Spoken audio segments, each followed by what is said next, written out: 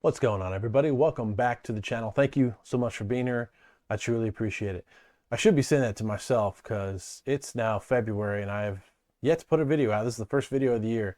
So January showed up, and changes at work and changes in life and all that good stuff made it so that I didn't have time for this. And I know you're thinking, boy, a YouTuber who doesn't make videos.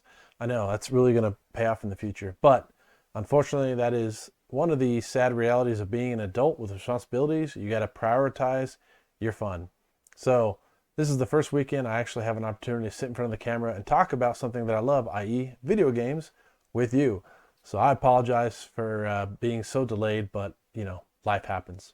Anyway, that being said, I hope everybody's having a happy new year. We are having the wave of temperature go across. It's hot, it's cold, it's hot, it's cold. So that's always fun, having to change out your thermostat and changing out your clothes every other week. It's great. But that being said, we're going to talk about a game that I found recently in a collectible store. It's not really a collectible store, it's a music store, but half the store is a collectible store. And this was a relic from my past, a game that I played and failed horribly at as a kid.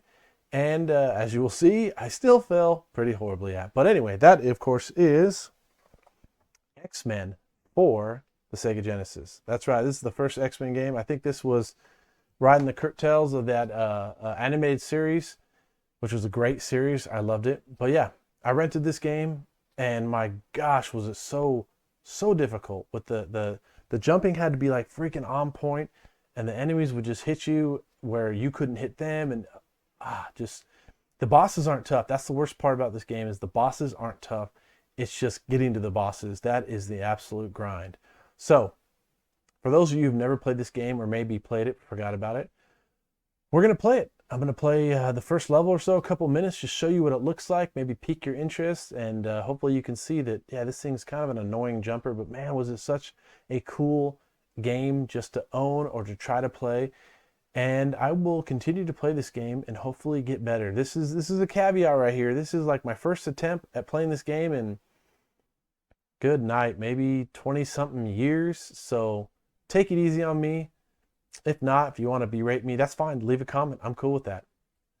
With all that said, here is X-Men for the Sega Genesis. Hope you enjoy.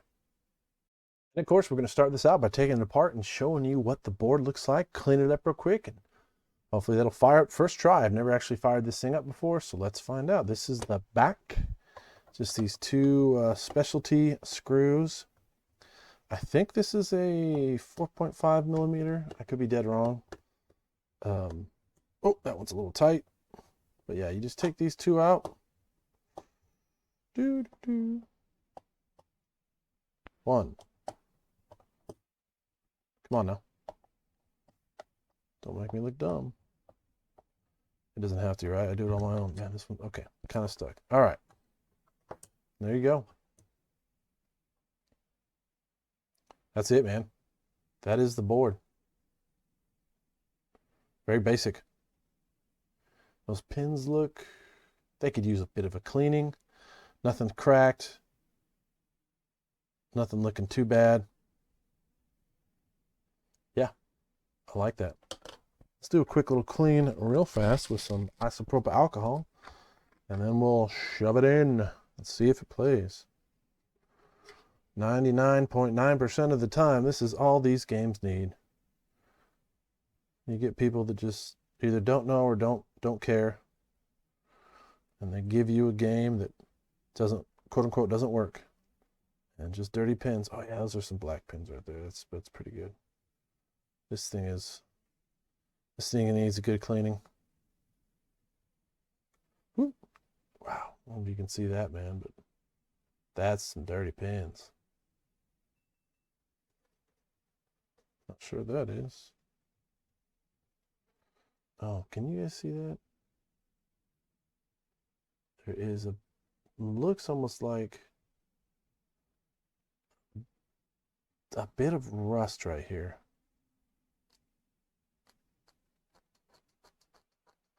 I'm not entirely sure. It's red, but I don't know. Huh.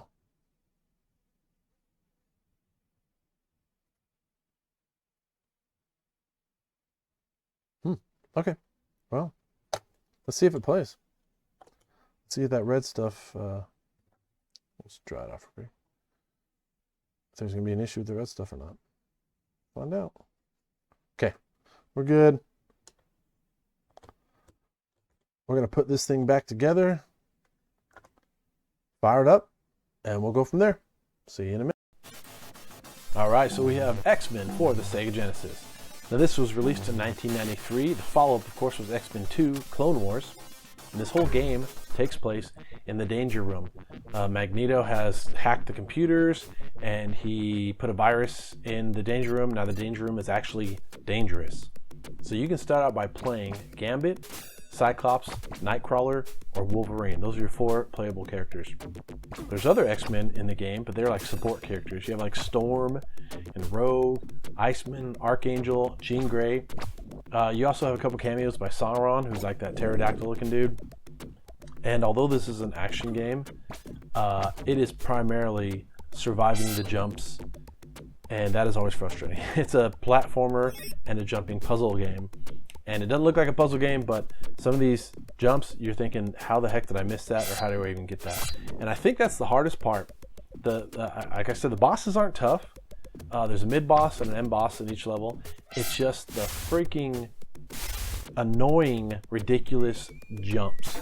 And there's also some seriously unfair enemies. The ones that throw the spears, man, those spears are like heat-seeking spears sometimes, and they can get you no matter where you go. If none of this turns you off and you still are excited to play this game, go for it. It's still a great looking game. I love playing this game and seeing all these X-Men and these enemies and all these features that I remember as a kid from the comic books and also the TV show. It sounds great, but the gameplay itself is not that great. Fun bosses, difficult levels. That's the best way to describe this game. I will continue to play this game until I can beat it, or until I smash it and pretend it didn't exist.